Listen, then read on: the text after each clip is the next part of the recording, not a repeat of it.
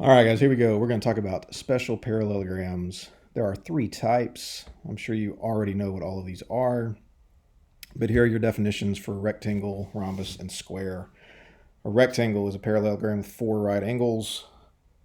A rhombus is a parallelogram with four congruent sides.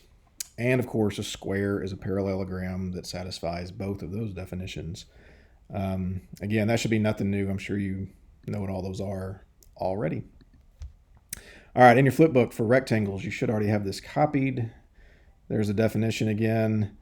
Down here, the new one is that diagonals are congruent, which is kind of hard to mark. So I've sort of written it over here. And then because the diagonals still bisect each other, which is true of any parallelogram, notice all four of these segments are marked congruent, and that is always the way it works in a rectangle. Rhombuses have three new properties about them. Again, the definition is that all four sides are congruent. One property is that the diagonals end up being perpendicular. And finally, each diagonal bisects a pair of opposite angles. So you notice how these four angles right here all have one mark on it, meaning they're all congruent. And similar logic shows why those two and those two all have two congruent marks. Those are always the same. Now, like I said, because a rhombus is a parallelogram, these three properties plus the five that are on your parallelograms page in your flipbook are all true of a rhombus. And these two properties plus the five that are for parallelograms are true of rectangles. So 7 things true of rectangles, 8 things true of rhombuses. I'm going to come back to that slide in a second. All right, a square is everything. So a square doesn't have any new properties, but right here it tells you everything in your flipbook that you wrote down for parallelograms, rectangles, and rhombuses. It's all true in this square. Now, luckily, it turns out that when you get down to the math, it's almost always about a 45, 45, 90 triangle, which is why back in January we spent so much time on that stuff. So hopefully the math with squares goes real fast. Shouldn't be any problem. All right, back to this Venn diagram. If you don't have this copied on the back of your flipbook already, it might be a good idea to copy this down. We'll talk about trapezoids and kites later on in the unit, but obviously for now, this Venn diagram is a pretty easy way to show you that squares and rectangles and rhombuses are all very specific or special kinds of parallelograms. It's just a good way to organize the shapes we'll be talking about in this unit. All right, let's talk about these triangles. So in a rectangle, notice this triangle right here is isosceles. Now there are 3 others I'm not going to trace over. Here's one, and here's one, and here's one. But I just want to point out that because isosceles triangles are hidden inside of rectangles, you might have to use things like base angles theorem or anything else we talked about with isosceles triangles to work through a problem that kind of starts off with a rectangle. Now in a rhombus, I'm going to trace over a triangle, and again, I'm only doing one. See how that, sorry, that's not very straight, but this angle, of course, would be 90 degrees. So this is a right triangle. And again, there are clearly 3 others. So anything about right triangles is fair game for a rhombus. All right, and I'm going to erase all of this and make it a little bigger, and I'll make it yellow this time. Back to the rectangle, if I look at a triangle like this, now that's a right triangle. So anything we did with right triangles is fair game. Pythagorean theorem, special right triangles, trig, anything, it could show up. And again, there's another one down here. And basically you can use any of the 4 right angles as the right angle of a triangle. And in the rhombus, if I trace over a bigger triangle like this one, notice that one is isosceles because of these purple marks. So again, anything you said, or we learned about isosceles triangles is fair game. All right, so up here there are 4 isosceles triangles that are kind of little, and there are also 4 right triangles that are the big ones, if that makes any sense, like this one. In a rhombus, it's the same thing, except now it's the little ones that are right, and the big ones, like this one, that are isosceles. Bottom line, when you get down to the math, even though you might be applying these new properties from this unit, the math itself is probably something we've already done in the past. All right, now in a square, since a square is a rectangle and also a rhombus, every triangle I look at, and let's see, what do I want to do? Let's trace a big one in yellow. So like this triangle right here, and again, there's 3 others that are this size, is both right and isosceles. In other words, 45, 45, 90. And this green triangle, and like I said, there are 3 others that are that size, is also both right and isosceles. So it is also 45, 45, 90. So again, the math itself for squares should almost always go really fast. Shouldn't be too big of a deal. All right, that is pretty much it. Let's get into some examples. Okay, here we have a rhombus. So before I read anything else about it, here's what I'm going to do. If we start marking everything we know about a rhombus, we can put these marks. We can put this symbol because the diagonals of a rhombus are perpendicular. And I'll put a couple more here. A diagonal of a rhombus bisects a pair of opposite angles. So those 4 angles are all congruent. And these 4 angles are all congruent. Now there's a lot of other things going on in this picture I'm not marking, like lines being parallel and diagonals bisecting each other, and there's a few others, but let's see if that helps us so far.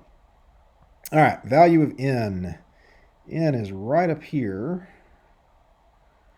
and it's also right here. Well, look at that. 3n squared minus 0.75 would have to equal what? That's right, 90. So let's just do that real quick. Whoop.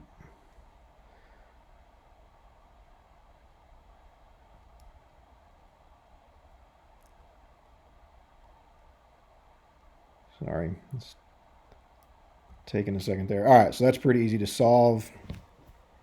Y'all can do that without me writing everything down, I think. So let's do this. How about we do 90 plus 0.75,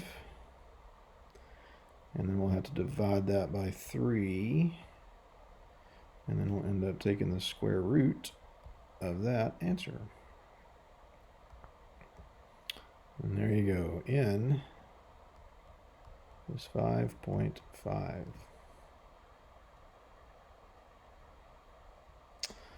All right, M.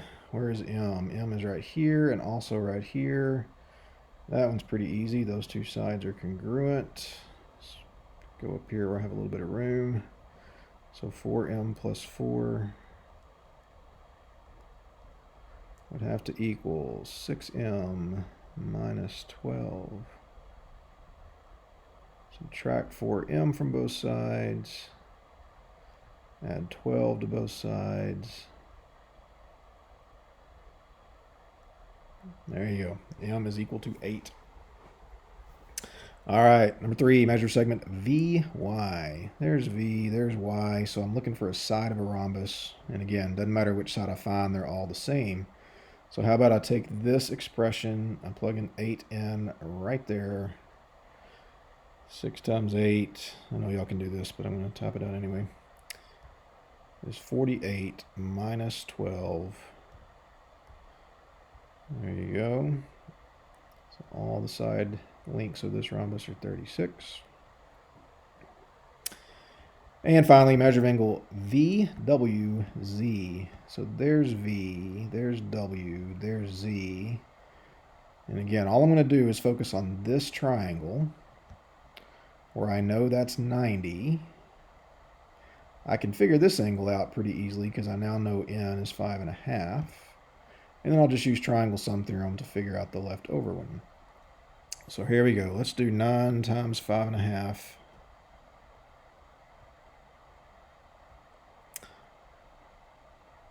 What are we doing? Plus 4 more. And so this angle right here is 53.5. But remember, it's a right triangle, so aren't those two complementary? Whoop, get my cursor on track there. Those two are complementary. And so the easiest thing to do on your calculator is just 90 minus this answer. And there you go, 36.5. Voila. Easy. All right. See if we can do this a little faster. Now we got a rectangle. So again, a few things I'm going to mark, and I'm only going to put it in this corner, but all the angles are 90 degrees. Remember, in a rectangle, diagonals are congruent, but they still bisect each other. So we got congruent marks there. And again, lots of other things I'm not really marking, but let's see if this will help us. All right, measure segment AB is 3 inches. So I managed to write that up there. There we go. And one of the diagonals is 3.25. So how about we do this? Let's do 3.25 divided by 2 and figure out that each of these, and I'm only going to write it in one spot, is 1.625.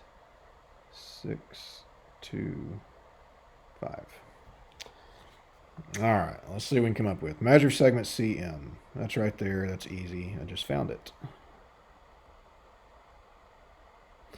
Measure segment AD. Now that's this side right here.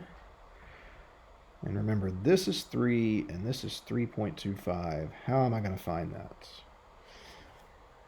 You got it. Pythagorean theorem. So let's write that out and see what that looks like.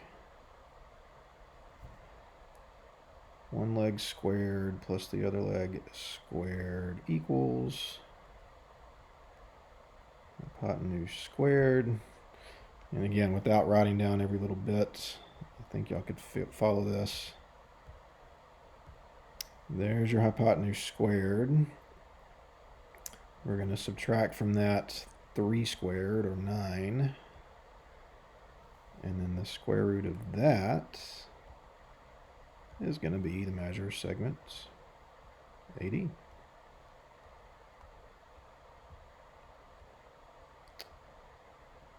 Forgot to circle this one. All right, measure of angle ABD. There's A, there's B, there's D, so it's this angle right here. Everybody notice the right triangle? So again, we already know all 3 sides, and all we got to do is find this angle. So you go through your right triangle roadmap. Pythagorean theorem's no good. T&L pattern's no good. It's not a special right triangle, so what are we left with? Trigonometry. So how about we do, again, we know all 3 sides, so it doesn't really matter. I'll just go with cosine. The cosine of that angle, and I'm just going to put a big capital B if we're referring to triangle ADB, is going to equal adjacent leg over hypotenuse. Go over here. Remember, when your angle is the variable, inverse cosine. Type in your fraction.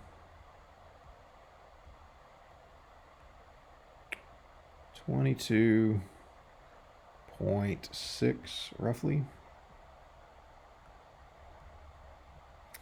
Looks like I forgot to put what to round to, but usually this will be to the nearest tenth.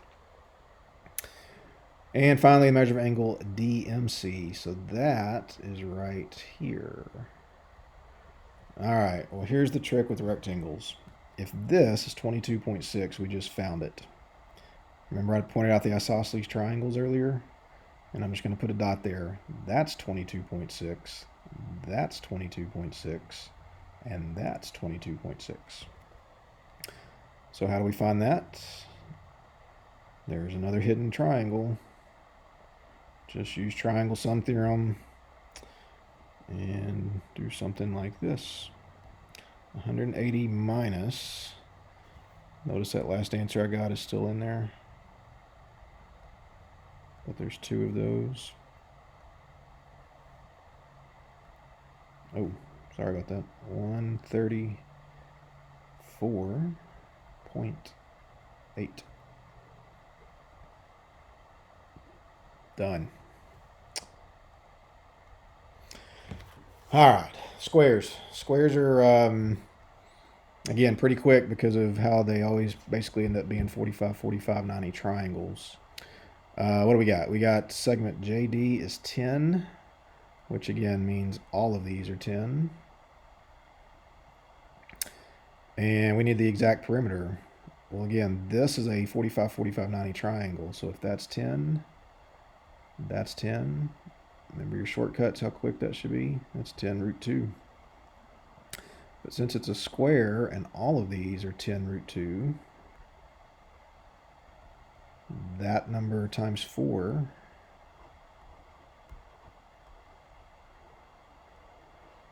easy. That's all there is to it. All right, we'll do one more here. Got to draw our own picture. Got a perimeter of a rhombus given and its diagonals intersect. So now we got to draw our own picture. Again, sorry for how bad this is, but hopefully it's enough for y'all to get the idea. Yeah.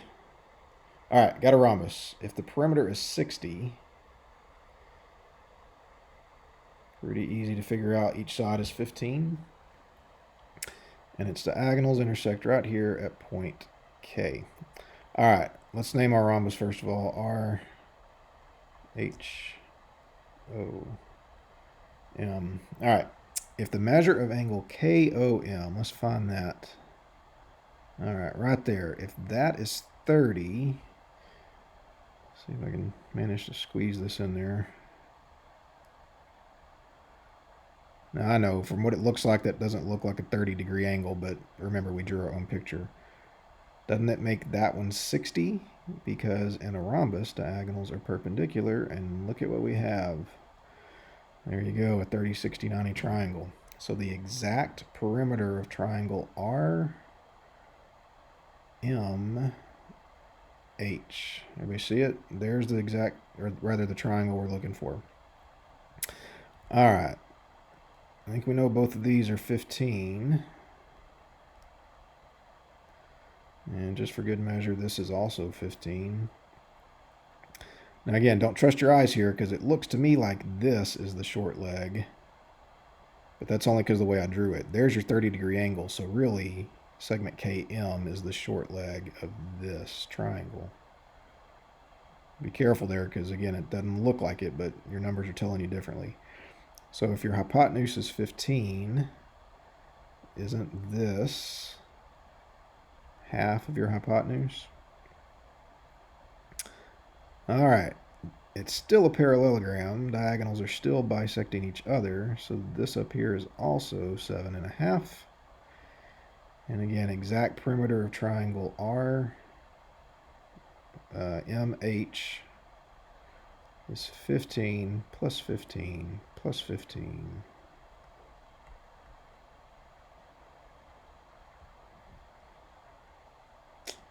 There you go. So hopefully you can see that it's just, again, math we've done in the past.